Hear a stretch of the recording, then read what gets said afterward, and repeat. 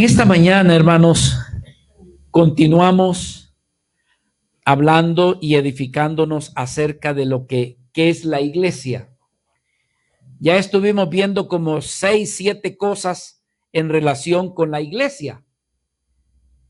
Vimos, por ejemplo, acerca de que la iglesia son vidas que han salido de la corriente de este mundo, que no forman parte del mundo, sino que, como decía el apóstol Pablo, allá en el libro de Filipenses, vuestra ciudadanía no es terrenal, sino que es celestial. Entonces estuvimos viendo también acerca de la iglesia como la esposa y novia de Cristo, por lo cual una de las cosas que lográbamos ver es que la iglesia es muy amada por el Señor. Y nosotros debemos de aprender eso de Cristo. No ver a la iglesia como un lugar donde me reúno, no ver a la iglesia como hermanos que yo conozco, que son conocidos, sino decir, Señor, es tu iglesia y yo formo parte de esa iglesia. Y cuando el Señor nos habló de esa manera metafórica de que la iglesia es su novia, su esposa, lo que Él nos está diciendo es que es muy amada por Él. Por otro lado, también estuvimos viendo que la iglesia es el cuerpo de Cristo, que ha sido dotada por diferentes miembros, diferentes dones, y todo es para beneficio de los unos con los otros, pero al mismo tiempo, como decía nuestro hermano José Luis al inicio, que al estar unidos entre sí, juntos podamos glorificar el nombre de Dios.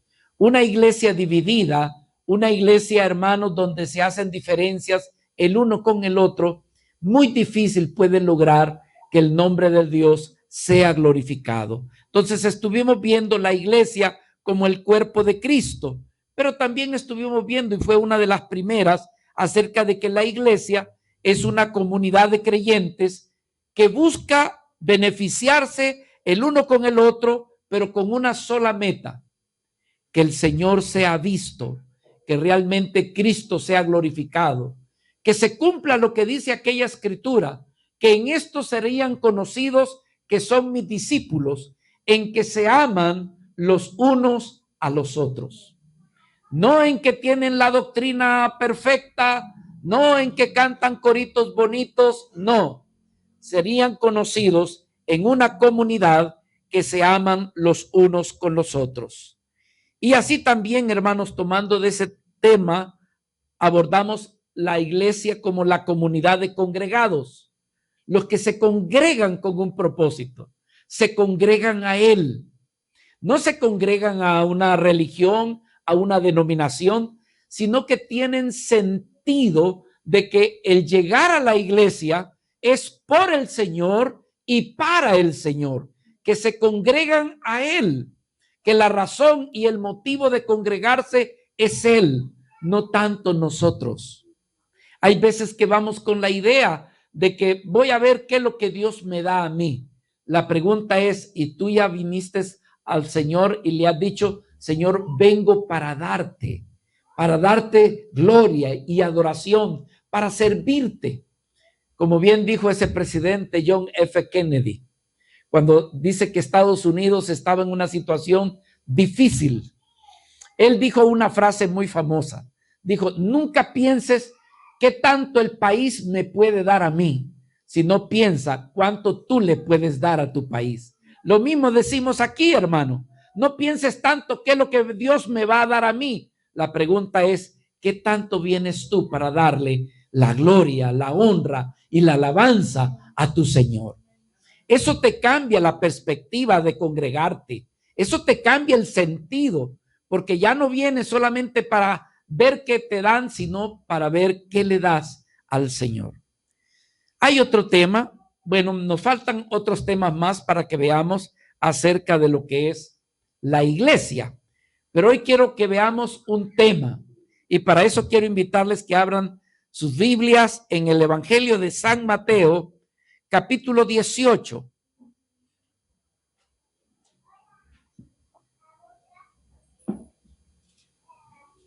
Hoy estaremos abordando el tema la iglesia como refugio, la iglesia que acoge a sus miembros. Hermanos, la iglesia es un refugio que necesita ser conocido por los miembros, ya que la iglesia, al ser refugio, viene para cuidar a sus miembros. Es decir, los líderes, los pastores y también la propia iglesia tiene cuidado de sus miembros. Porque algunos piensan, sí, esto tiene que hacerlo el pastor. Pero mis amados hermanos, el cuidarse de los miembros los unos con los otros no solamente tiene que depender del pastor, es una labor que se desarrolla con todos los miembros de la iglesia. Porque dice, el pastor es el que tiene que orar por los enfermos, el pastor es el que tiene que ir a visitar, el pastor es el que tiene que velar por los hermanos que no han llegado. No, hermanos, es una labor de todos. Es una labor de todos. Entonces decimos que la iglesia como refugio cuida de sus miembros. ¿Qué hace? Los anima, les fortalece con la palabra del Señor.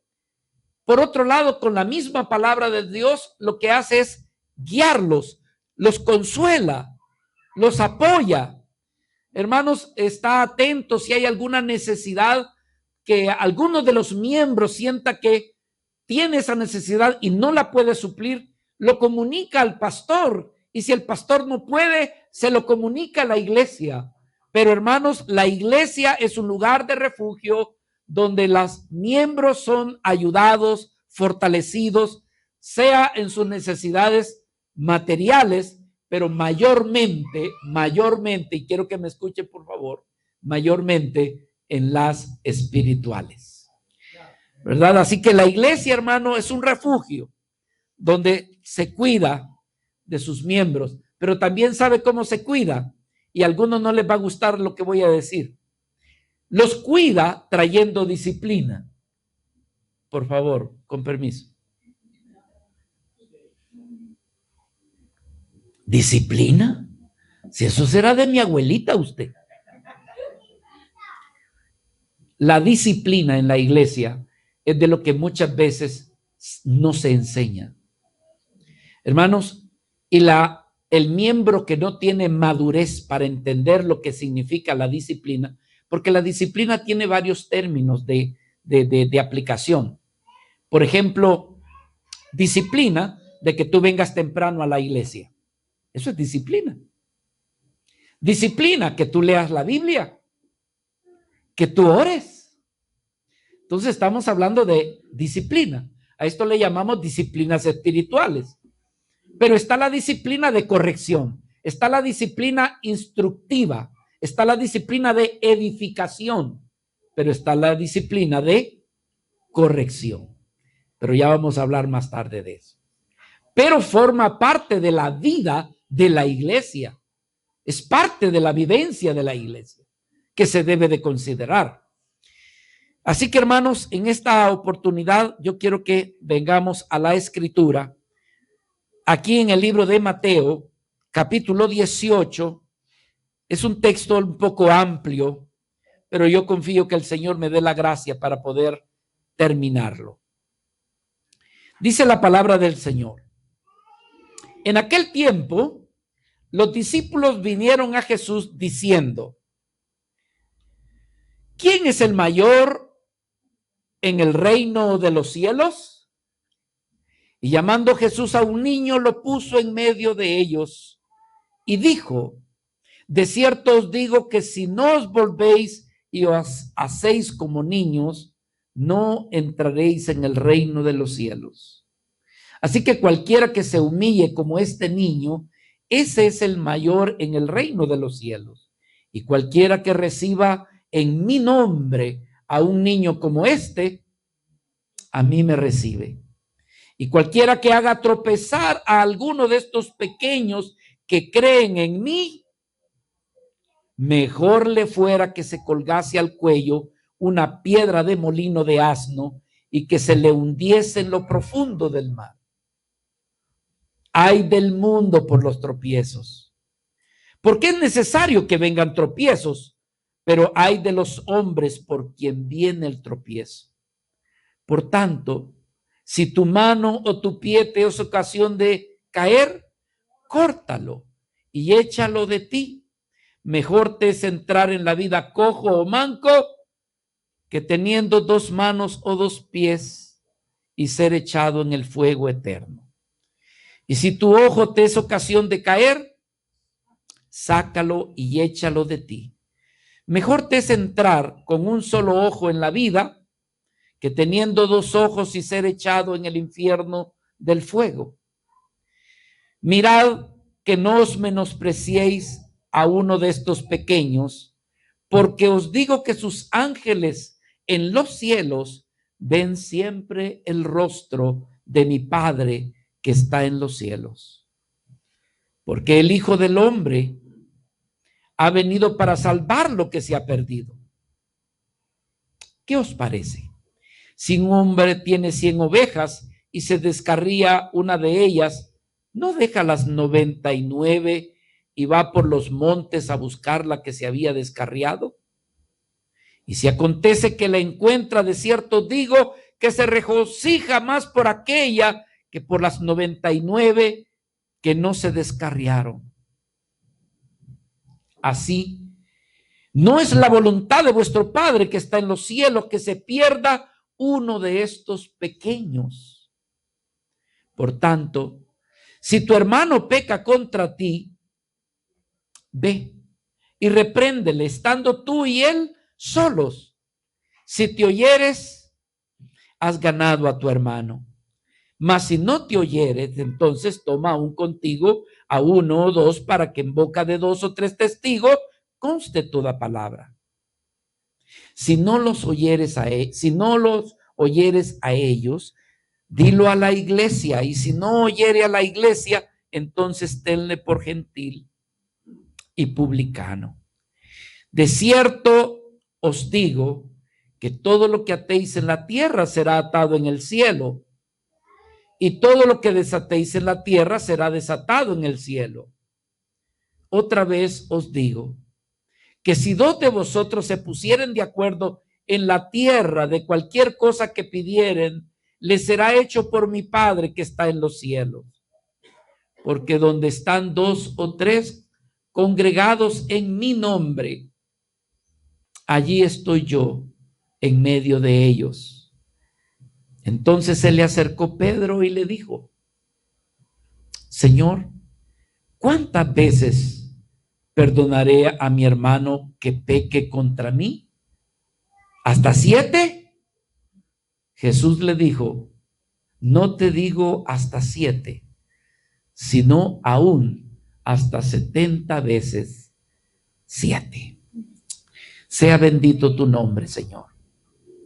Te damos gracias porque en esta mañana nos permitiste, Señor, acercarnos para adorarte, para alabarte y para declarar que tú eres santo, Señor. Padre amado, ilumina a tu iglesia y muéstrale de cuán grande privilegio es el saber expresar nuestro amor y nuestra devoción a través de la oración, pero también a través de la alabanza. Aquí estamos, Señor, delante de tu palabra. Te pedimos, Señor, que nos des la gracia, que nos ayudes, Señor, para poder comprender, entender qué es lo que tú nos quisiste decir cuando dijiste estas palabras que vemos en tu palabra. Bendice a mis amados hermanos, tu iglesia, la cual, Señor, te pertenece. Todo esto te lo pedimos en el nombre de Jesús. Amén y amén. Hermanos, esto es lo hermoso que usted y yo debemos de reconocer, cómo la iglesia es un lugar de refugio, es un lugar donde Dios la ha diseñado para que el afligido, el angustiado, el desanimado, al venir a la iglesia, sea fortalecido. fortalecido por el Señor, por la vida de Cristo que mora en cada uno de los miembros, porque esa es la idea. La idea, hermanos, es que en tu vida haya una transformación de tal modo que se logre ver la vida de Cristo. Que cuando viene un hermano que viene herido, que viene lastimado o que cayó en el pecado, al verte a ti, es como que si estuviera viendo al mismo Señor. Se siente animado, consolado, no se siente acusado, no se siente avergonzado, sino que siente que ahí hay alguien que tiene la vida de Cristo y que le recibe. Hermanos amados, por eso hay otro tema que vamos a ver. ¿Por qué debemos de cuidar la iglesia? Es otro tema. ¿Por qué debemos de cuidarla? Porque la iglesia no es como el banco. Tú has llegado al banco y acaso la cajera te dice, uy, que mi cliente, qué gusto en verlo, gracias por venir, mire, ya nos había hecho falta, permítame darle un abrazo. ¿Has visto eso en el banco? En el supermercado. Oh, mire, lo vuelvo a ver, qué gusto en verte, hermano. No, la iglesia es un lugar distinto. La iglesia es y debe de ser un lugar, hermano, cálido. Un lugar donde tú vas a ver la vida de Cristo en cada uno de los hermanos expresándose. Por eso es que el Señor dijo, ámense los unos a los otros. Eso no se lo dijo a la escuela, a las instituciones, no, se lo dijo a los hijos de Dios, a la iglesia. Bueno, hermanos, aquí en el versículo 4 y 5 me llama la atención que Cristo compara a los creyentes como pequeños niños, porque alguien diría, ay, se refería a los niños. No, hermanos, en la escritura nosotros encontramos que hay niños en la fe, hay jóvenes en la fe, hay adultos en la fe. Entonces hay un momento en que el recién creyente es como un niño. Por eso Pedro decía, desead la leche espiritual como, ¿quién dice? Como recién nacidos. Está hablando de niños. Pero entonces aquí el Señor está hablando, tengan cuidado cómo tratan a los niños. Así, Tiaguito está aquí, tenemos que cuidarlo. Sí, hermanos, por supuesto, a ellos mucho, pero también a los recién nacidos. Espero que me comprendan. ¿Cuál es la característica de los niños? Que son débiles. Característica de un niño, su debilidad. Los niños, hermanos, ¿cuál es su característica? Que necesitan de ser cuidados. Un recién nacido necesita ser cuidado. Y en la iglesia nosotros necesitamos que el Señor nos ilumine y nos muestre quiénes son los recién nacidos y quiénes son los que necesitan ser cuidados. Así, eso que lo haga el pastor. No, hermanos, eso no le compete solamente al pastor, le compete a todos en la iglesia. Viene un recién nacido, ¿verdad? Que sabemos que acaba de recibir al Señor. ¿Cómo lo recibirías tú el día domingo, hermano?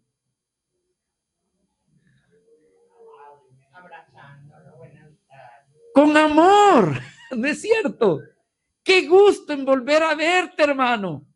Hermanos, él viene de allá afuera, donde lo han herido, donde nadie corresponde al afecto que él podría tener en el corazón. ¿Dónde es el lugar donde va a recibir, como se dice aquí en México, apapacho celestial? Es la iglesia. Por eso es que somos refugio. Los niños, hermanos, se nos pone aquí en la Biblia como ejemplo para que nosotros podamos condescender en humildad y no sentirnos, ya te imaginas ponerte tú delante de el hijo de mis hermanos, de Tiaguito, y querer lucir tu fuerza, tu poder, tu orgullo. No, hermanos, con el niño te extienden los brazos y ¿qué vas a hacer tú? O en otras palabras, condescender con el que es un niño. ¿Qué vas a hacer con el recién hermano que ha creído en Cristo? Condescender con amor, de tal manera que él pueda sentirse, hermanos, como decimos, como en un refugio. Así que cualquiera que se quede, dice, versículo 4, que se humille como este niño. Pedro, tienes que ser como ese niño. Hijos del trueno. Juan y todos los demás que quería que cayera un rayo del cielo y se terminara todo. El Señor les dice, no es así. Yo no he venido para condenar, yo he venido para salvar. Así que no te comportes de esa manera. Cualquiera que reciba en mi nombre a un niño como este, es como que si me estuviera recibiendo a mí. Así que la iglesia es un lugar de refugio para los niños, para que los cuidemos, para que veamos sus necesidades y no nos descuidemos de ellos, hermano. Vea lo que dice aquí el versículo 7, hablando de el tropiezo. Ay del mundo por los tropiezos, porque es necesario que vengan tropiezos, pero ay de aquel hombre por quien viene, ¿qué dice? El tropiezo. Es necesario que haya tropiezo, por supuesto, porque allí sale lo que en realidad es. Pero cuidado si nuestro tropiezo hace caer a uno de esos niños, a los pequeños. Hermanos, el Señor ama tanto a los pequeños, a la recién parida, la oveja, el cordero, les ama tanto que entonces da una advertencia para los maduros, para los intelectuales, para los teólogos, que tengan mucho cuidado cómo los tratan, porque no deben de dejar de ser afectivos y amorosos con ellos. Así que, hermanos, tú deberías de ponerte a pensar en lo siguiente. ¿Te has puesto a pensar si en tu vida ha habido alguna actitud en la cual haya hecho tropezar a alguien? ¿Te has puesto a pensar? Porque hay personas que dicen, es que yo así soy, y yo así soy. Ah, qué bueno que así eres, porque estás mostrándonos, número uno, o que no eres creyente en realidad, o que realmente predomina tu orgullo y tu egoísmo. Todos los que estamos aquí, estamos para ser transformados y ser cambiados por el Señor. ¿Sí o no, hermanos? Entonces, ponte a pensar, ¿habré hecho o habré dicho algo en lo cual tropezaron mis hermanos o el débil? Nos hemos puesto a pensar, hermanos, que en lo que estamos haciendo, ¿qué podría estar siendo de tropiezo a alguien que sea más débil que yo? Algo que dije, algo que comenté, o la manera como juzgué, o cómo me presenté ante esa persona. Yo les estuve diciendo la vez pasada de estos hermanos que ya habiendo crecido en la fe, les corrigieron y ellos aceptaron la corrección y no lo hicieron más. Me refería a Max Lucado, a Spurgeon, no sé si Moody habrá corregido, R.C. Sproul. R.C. Sproul tenía un pequeño detalle. ¿Saben cómo murió R.C. Sproul? ¿No saben? Algunos ni le conocieron, ni supieron de él. Bueno, él tenía un problema con, ¿cómo se llama? El fumar. Tabaquismo.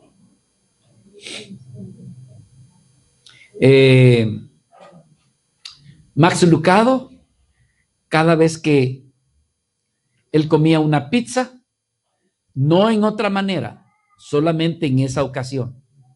Él tomaba una cerveza. Y Spurgeon fumaba tabaco en una pipa. Pero cada uno de ellos fueron, hermano, ¿tú no sabes de que le eres de tropiezo a los hermanos? Max Lucado dijo, ¿de veras? Fue la última vez que él tomó una cerveza.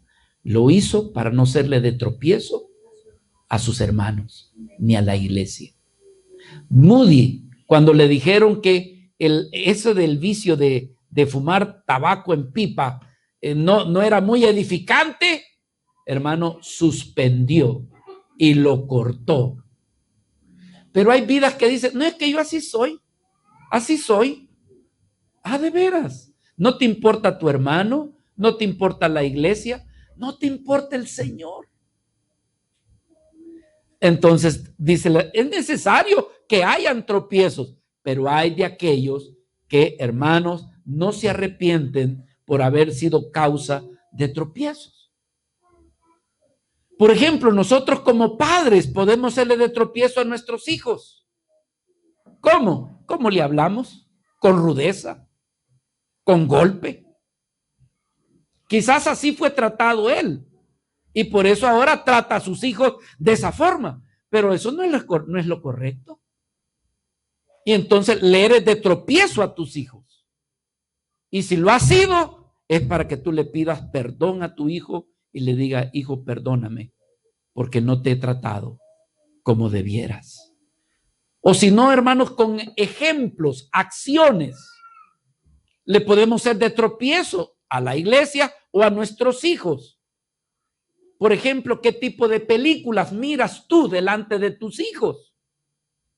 De que le cortan la cabeza, de que le dispara, o sexo, y están tus hijos.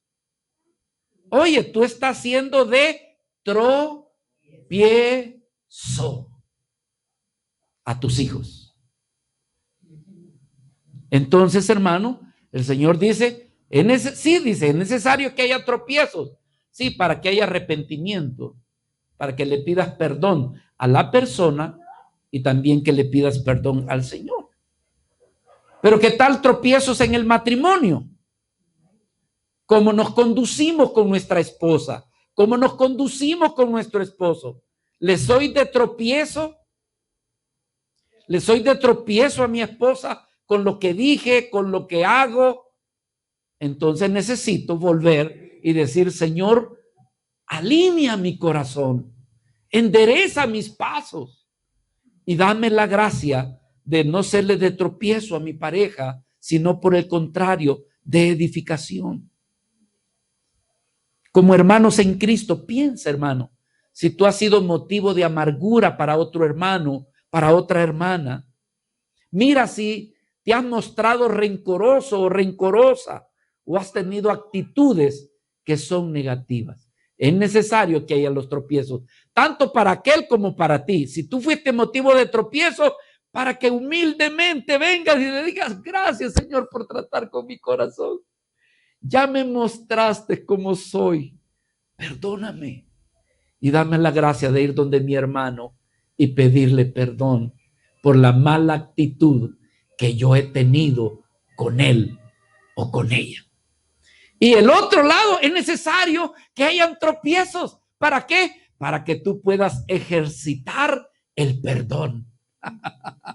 Por eso es necesario el tropiezo, porque el otro que fue ofendido también necesita saber cómo perdonar, porque si Cristo lo perdonó a él, entonces él debe de saber perdonar a su hermano y a su hermana. Entonces, hermanos, ¿por qué es necesario esto? Porque la iglesia es un refugio de aquellos que deben de amarse. También debe de ser un refugio, en segundo lugar, lo que quiero ver con usted, con los extraviados. Versículo 11 y 14, por favor. Porque el Hijo del Hombre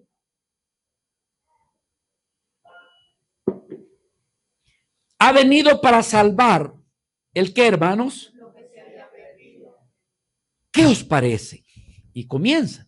Si un hombre tiene 100 ovejas y se descarría una de ellas, no deja las 99 y va por los montes a buscar la que se había descarriado.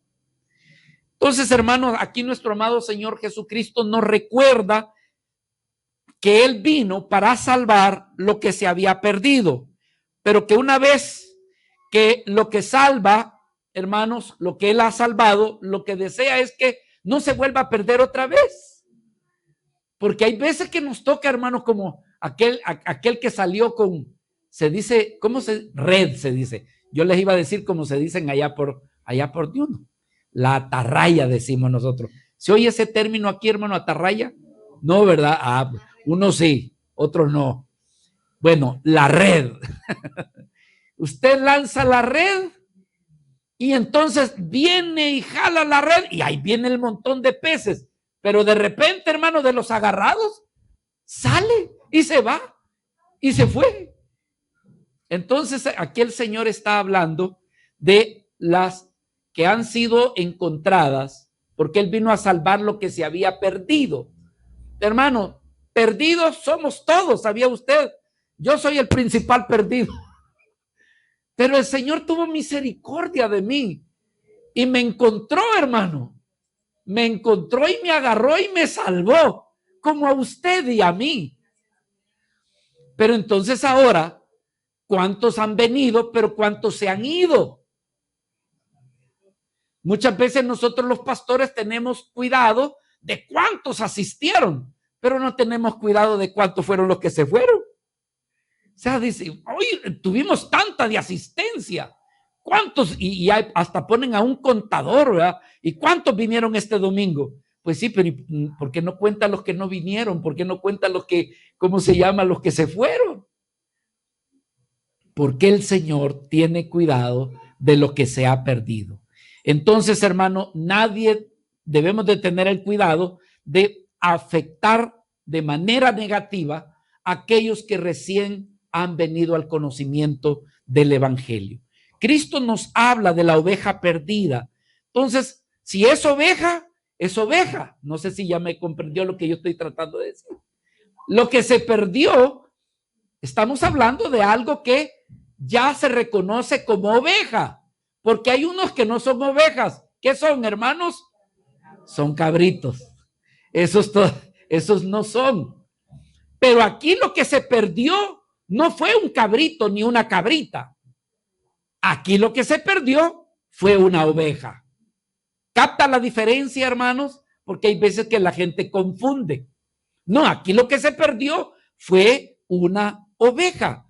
Entonces, es una oveja que el pastor pudiera decir, es una oveja que si está solita, si es una oveja que no forma parte del redil, que dice que quiere oír la predicación desde su casa con una tacita de café y allá solito, él solo o ella sola, esa oveja está en peligro porque no está dentro del diseño de Dios, que es el congregarnos los unos para que unánimes glorifiquemos al Señor. Es una oveja que se ha ido, es una oveja que desde su casa escucha las prédicas. Si me estás escuchando, ovejita, regresa a tu redil. Pero hay otras ovejas que ni siquiera eso hacen. Tal vez fueron motivos de por qué no se congrega, pueden haber muchos. El problema es que está sola la ovejita.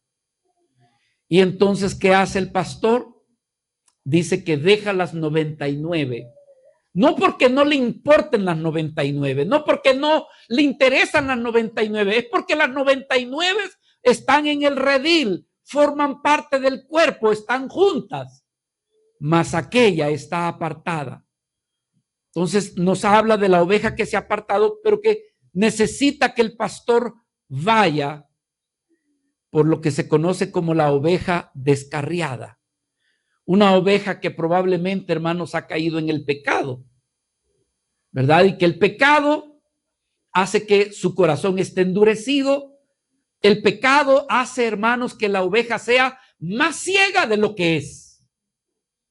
Porque de hecho, hermanos, quiero decirles que los que conocen de las ovejas, ellos dicen, las ovejas, su problema es que su mirada es corta y por eso necesita del pastor.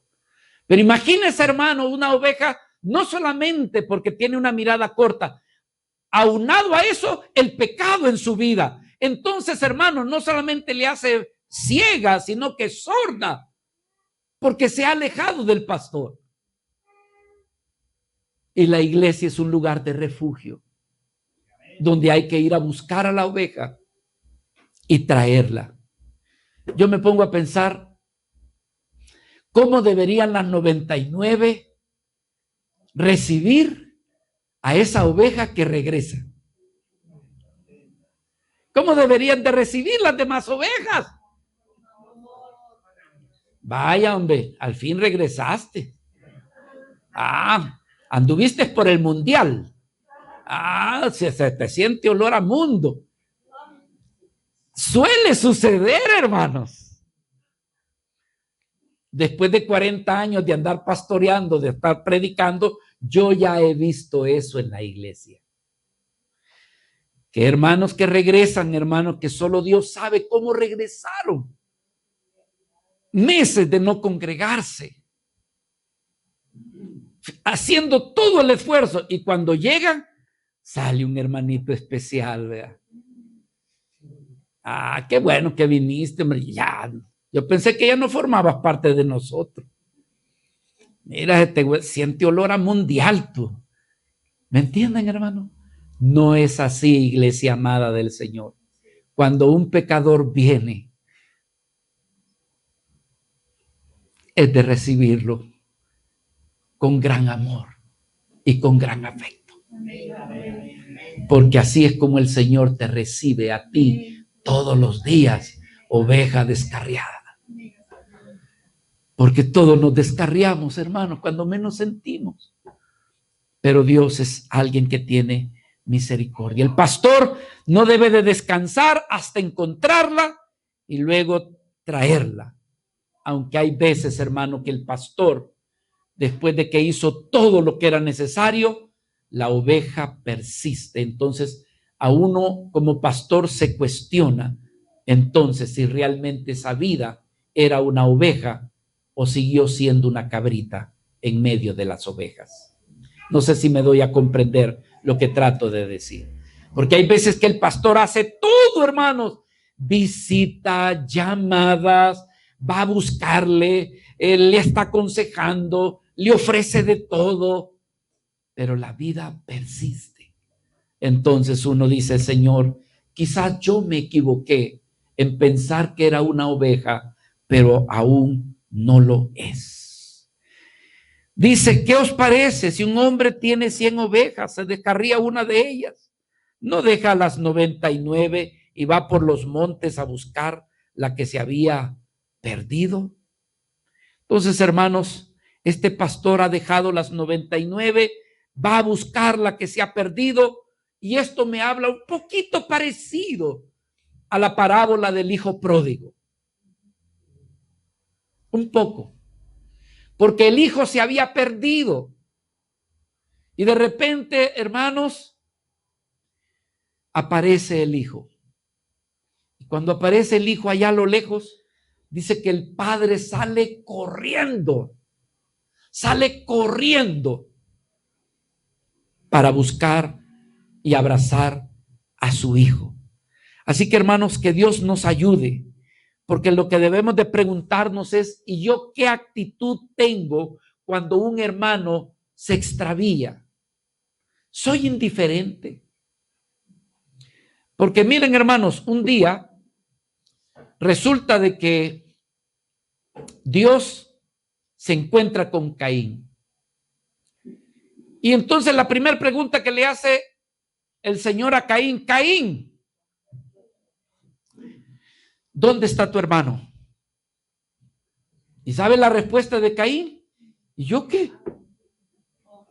¿Y yo qué? ¿Acaso soy guarda de mi hermano? La respuesta es sí. La respuesta es sí.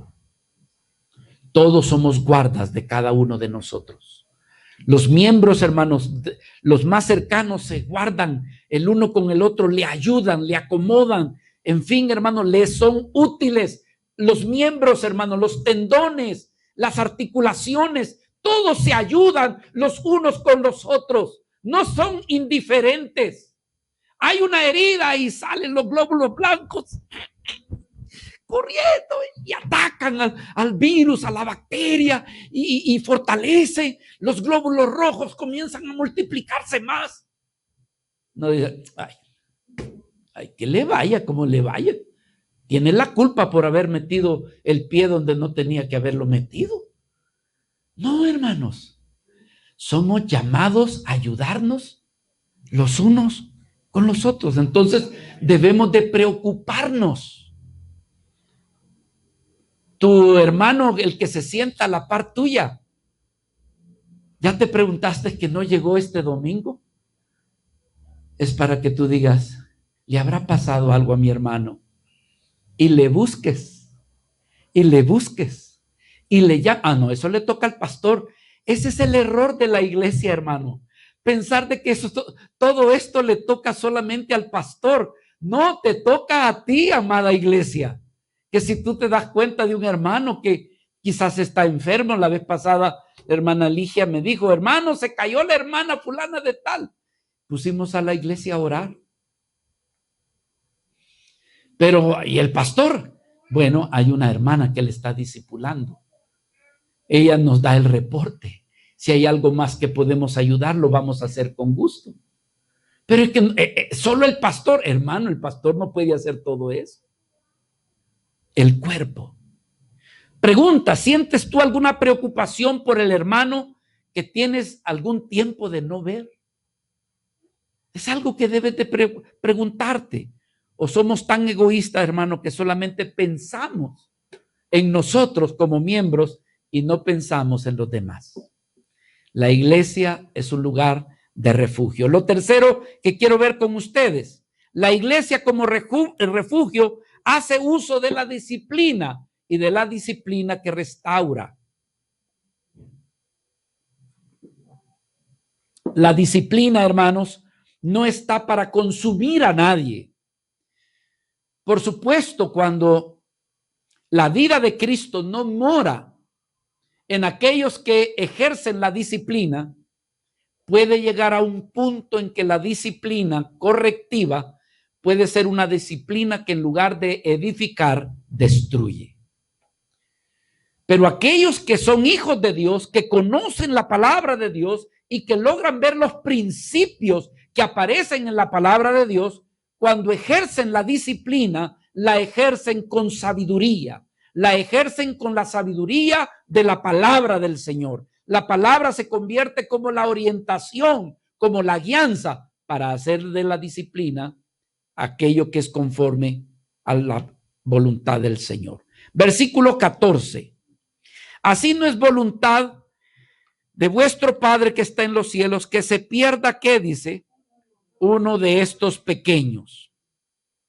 Por tanto, versículo 15, si tu hermano peca contra ti, ve y repréndele estando tú y él solo. Si te oyeres, has ganado a tu hermano.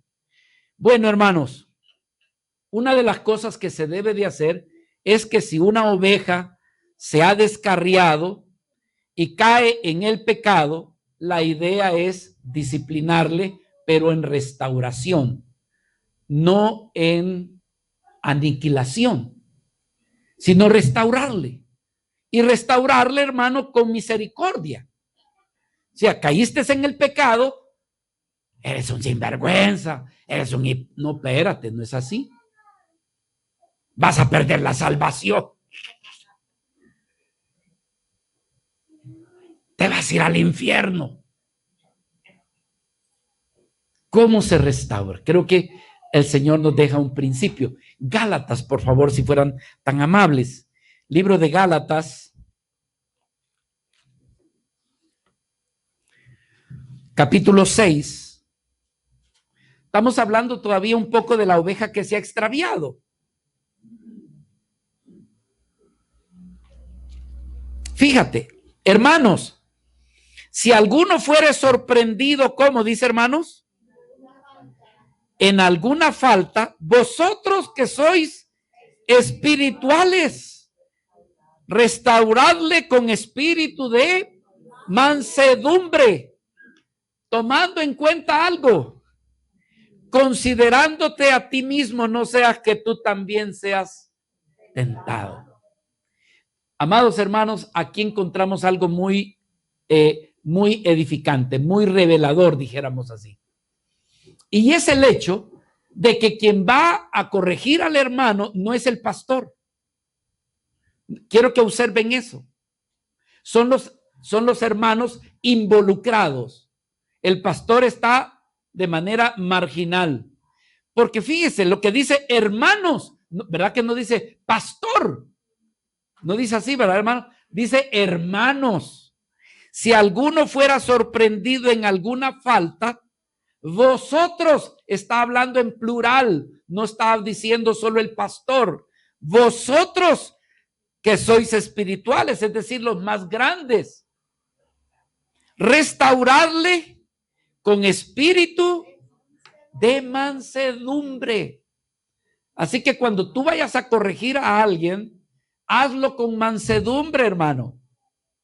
Ten cuidado de no usar lija número 10, sino hazlo con misericordia.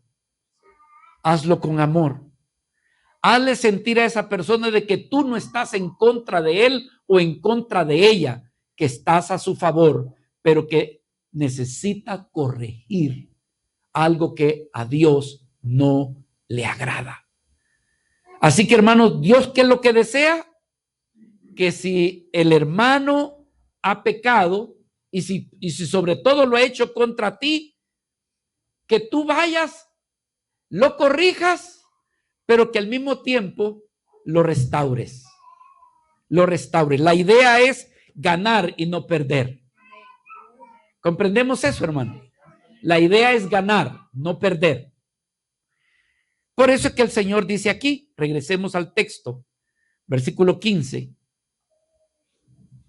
Por tanto, si tu hermano peca contra ti, ve y repréndele estando tú y él solo. Hermanos, me van a perdonar lo que voy a decir. No hagas la regazón, hombre.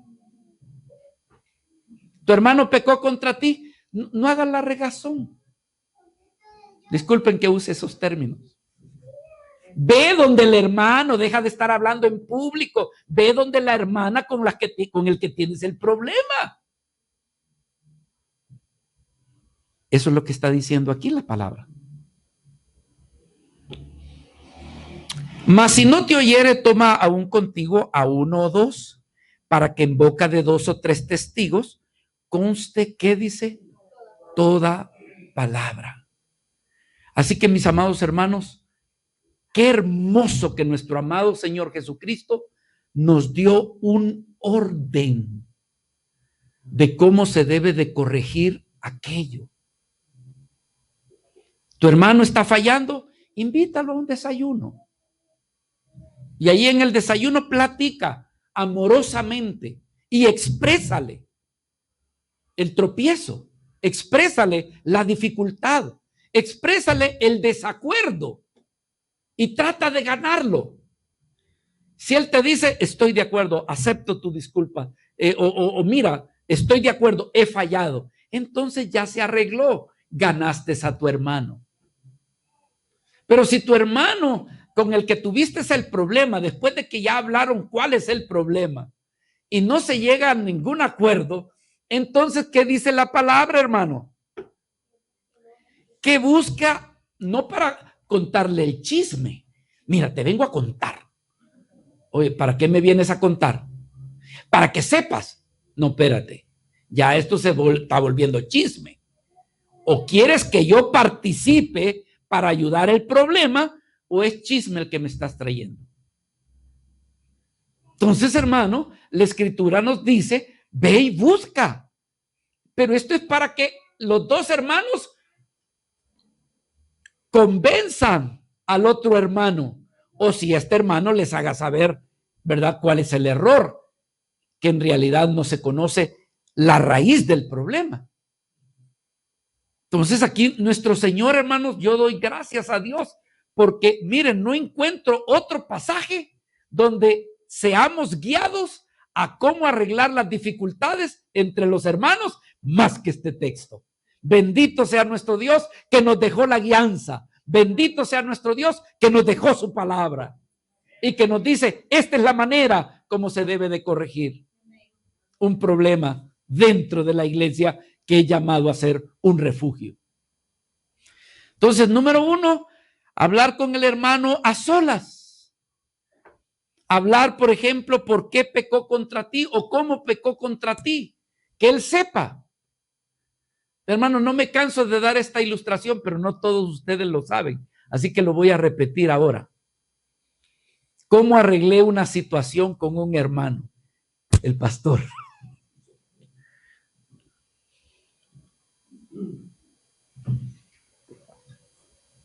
Hace años, muchos años atrás.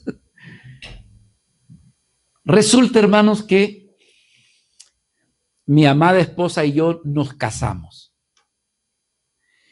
Y entonces nosotros éramos tan arraigados al Señor que prácticamente nosotros no tuvimos, ¿cómo se le llama? Luna de miel, se dice. Me casé el sábado, adivine a dónde aparecí el día domingo. En la iglesia. Y todos se nos quedaron viendo. ¿Qué estás haciendo aquí? Nosotros, hermanos, de veras nos pegó el Señor de una manera que nosotros decíamos, el domingo es para ir a adorar al Señor. Allá del lunes en adelante tendremos nuestra luna de miel. Pero el día domingo ahí estábamos, hermano. Entonces, salió un hermano, un diácono, y entonces me vio y me dijo unas palabras que yo con él no tenía la confianza para hablar sobre esos términos. Me dijo unas palabras de las cuales yo me sentí, estaba aluciendo a mi matrimonio y estaba aluciendo a la luna de miel. No voy a hablar detalles. Pero yo sentí aquello, que yo no era de ese tipo de personas para bromear de algo tan lindo, tan bonito como lo es el matrimonio. O sea, incluso los aspectos de intimidad. Yo también eso lo delante del Señor. Y este joven, este hermano, bromeó y todavía dijo otras cosas de las cuales yo en ese momentito, hermano, me sentí ofendido. Nunca más yo le dirigí la palabra. Y él se dio cuenta que yo lo evadía. Un día, hermanos, algunos de ustedes ya saben por qué me retiré de esa iglesia. Ya les he contado a ustedes. O sea, yo puse mi renuncia en esa iglesia y me retiré. Y vine a congregarme a la iglesia, al movimiento que somos nosotros, ¿verdad? Allá en El Salvador. Pues yo no sé, hermano, Dios me dio la gracia que cuando menos sentí, yo ya estaba dirigiendo las alabanzas al frente. Y verdad, yo era el que abría la reunión, no siempre, pero la mayor parte de veces, bueno, los que me conocen y quizás están viendo esto por video, saben de que mayormente era quien yo dirigía el devocional y todo eso. Y resulta, hermanos, que estoy en el frente, abro la reunión para preparar a toda la iglesia para que juntos adoremos y alabemos al Señor. Y va apareciendo el hermanito ese que les cuento. ¿Y qué está haciendo aquí? Dije yo. Dios mío, Padre mío, si yo a ni le hablo y con este tipo yo no me llevo, Dios mío, y hoy voy a dirigir la alabanza. Hoy si no te vas a derramar, Señor. Pero yo le pedí perdón al Señor en ese momento. Yo le dije, Padre, perdóname, porque yo he sentido esto todo este tiempo en contra de ese hermano.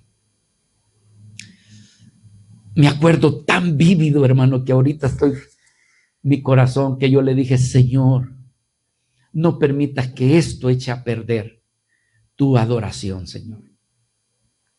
Yo te prometo, Señor, que al nomás bajarme de aquí, yo voy a buscar al hermano para arreglar este problema.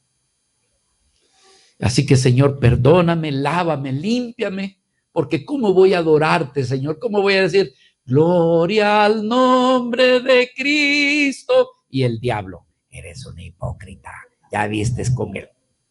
¿Te das cuenta? O en otras ocasiones, hermano, por culpa de eso, no somos verdaderos adoradores, porque sentimos que tenemos una espina contra un hermano o contra una hermana.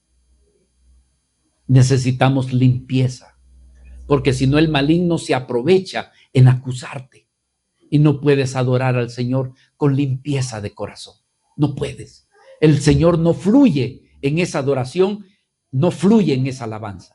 Puedes cantar, por supuesto, pero que la presencia de Dios descienda. El pecado es un impedimento, hermano. Así que en esa ocasión terminó el servicio y me dirigí donde el hermano. ¿Qué tal? ¿Cómo estás? Bien. ¡Qué sorpresa! ¿No? Sorprendido estoy yo también. Mira, ¿qué te parece si el otro domingo me aceptas ir a comer? Ah, ¿cómo no? Me dice. Ah, va a ser un gusto después de tantos años que nos hemos visto. Y así fue, hermano. El siguiente domingo lo invité a un buen restaurante, fino. Y allí, hermanos, yo le pedí perdón a él. Y le dije, perdóname, porque todos estos años he guardado rencor contra tu vida. Y me dice el hermano, ay, José Antonio, no, él me decía Santa María, ay, Santa María, no me digas, con razón no me hablabas. Y entonces me dice, ¿me podrías decir qué fue lo que te hice? Y yo le dije, hermano, no vale la pena que hablemos sobre eso. Solamente quiero pedirte perdón, porque yo he tenido raíces de amargura y de rencor contra tu vida. Hermano, ahí terminó todo, no volvimos a hablar, no, como que si nada había pasado. Pero tú no puedes estar así en la iglesia, hermano. Si tienes un problema con un hermano o con una hermana, ve y arregla eso, porque no le vas a poder servir bien al Señor, no vas a poder adorar bien al Señor. El maligno te va a tener como un tapón en el corazón que no te va a permitir que fluya el Espíritu en tu alma.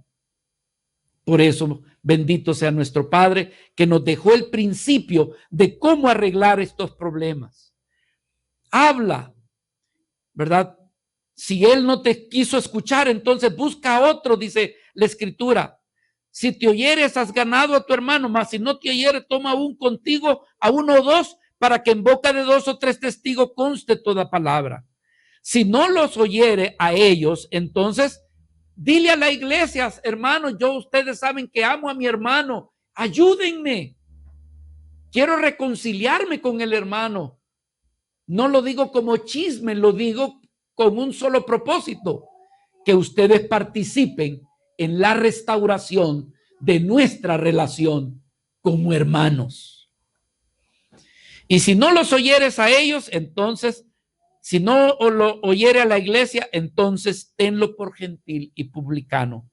Puedes decir, estaba entre nosotros, pero en realidad parece ser que no era de nosotros. Porque si él hubiera sido de nosotros, él hubiera perdonado, así como Cristo lo perdonó a él o a ella. Y entonces se mostraría que verdaderamente es un hijo de Dios. Pero si no quiere perdonar al hermano, no quiere perdonar, no quiere escuchar a los demás, ¿quiénes son los que hacen? ¿Quiénes son los que toman esas actitudes? Los que no son creyentes. No quieren saber nada de Dios, no quieren, la palabra no les es de edificación, y entonces el Señor dice, tenles por gentil y publicano. Número 4, hermanos, con esto quiero finalizar. la iglesia como refugio debe de ser un lugar donde se ejerce siempre el perdón. Versículo 21. Entonces se acercó Pedro y le dijo: Señor, ¿cuántas veces perdonaré a quién, hermanos? A mi hermano que peque contra mí. ¿Verdad que solamente 7? Ya han salido hermanos que hacen así. ¿Verdad, hermano, que solo hasta 7 podemos perdonar?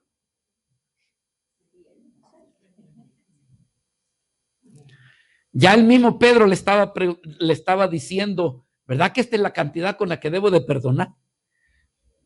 ¿Verdad que hasta 7? Jesús le dijo: no te digo hasta 7, sino aún hasta 70 veces 7. En otras palabras, hermano, cuando tú haces la multiplicación, ya dice: a este tengo que perdonarlo así como me perdona el Señor. Yo te hago una pregunta: ¿el Señor te ha perdonado solo 7 veces? ¿Cuántas veces te ha perdonado el Señor? Y Él te sigue perdonando. Y te seguirá perdonando cada vez que tú vengas. Hermano amado, si tú tienes algo contra tu hermano, tú eres para ser refugio en la iglesia del Señor. Entonces, si ese hermano viene y te pide que lo perdones, alégrate, porque el hermano tuvo la valentía y la humildad de decirte: perdóname. Ya sabes lo torpe que yo soy. Ya sabes lo duro de corazón que yo soy. Perdóname. Y si tú lo perdonas, estás dando un reflejo de que eres como nuestro Señor Jesucristo. Cada vez que tú perdonas, te pareces a nuestro amado Señor Jesucristo, que siempre nos perdona. Pongámonos de pie, mis hermanos.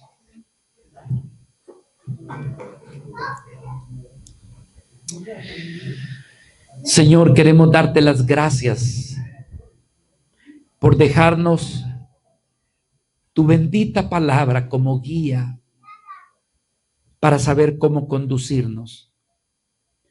Para, Señor, lograr ser la iglesia que tú quieres que seamos. Un lugar de refugio. Un lugar donde, Señor, se refleje tu amor, tu bondad y también tu misericordia. Señor amado, gracias, porque de todo lo que hemos visto, tú eres el mayor ejemplo, Señor. Tú eres el mayor ejemplo. Señor, cómo tratas a tus ovejas, a la recién parida. La trataste con amor, con misericordia. No buscaste avergonzarla. Al orar contigo en este momento, solamente me viene el recuerdo de aquella mujer que fue hallada en el propio acto del adulterio, que todos la condenaron, Señor. Todos la señalaron. Todos le aplicaron la ley. Estaban tan ocupados en querer aplicar la ley que se les olvidó, Señor, aplicar la gracia y la misericordia. Gracias, Señor, porque tú nos das el mayor ejemplo. Señor, te pedimos, Padre, que si sabemos de algún hermano que ya no lo hemos visto por algún tiempo, pongas en nosotros un espíritu de preocupación, un espíritu de estar atento a aquel hermano, aquella hermana. Señor, que cuando viene alguien por primera vez, que no le conocemos, que encuentre, Señor, un lugar cálido, un lugar, Señor, donde seas tú el que reciba a esa persona. Mi Dios amado, Y si hubiese alguna dificultad con algún hermano, con alguna hermana, que no esperemos a que el hermano me busque a mí, sino que como el padre que salió al encuentro del hijo, salgamos nosotros con iniciativa. Salgamos con iniciativa, arreglando aquellas diferencias que nos han tenido distantes, Señor. Padre amado, haz de esta pequeña congregación, aunque sea una casa, como sea, Señor, seamos una casa de refugio para el herido, para el afligido, para el débil, para el necesitado, Señor. Que encuentre en tu iglesia aliento, esperanza, ánimo, Señor. Usa tu iglesia como la casa de refugio. Amén, Señor.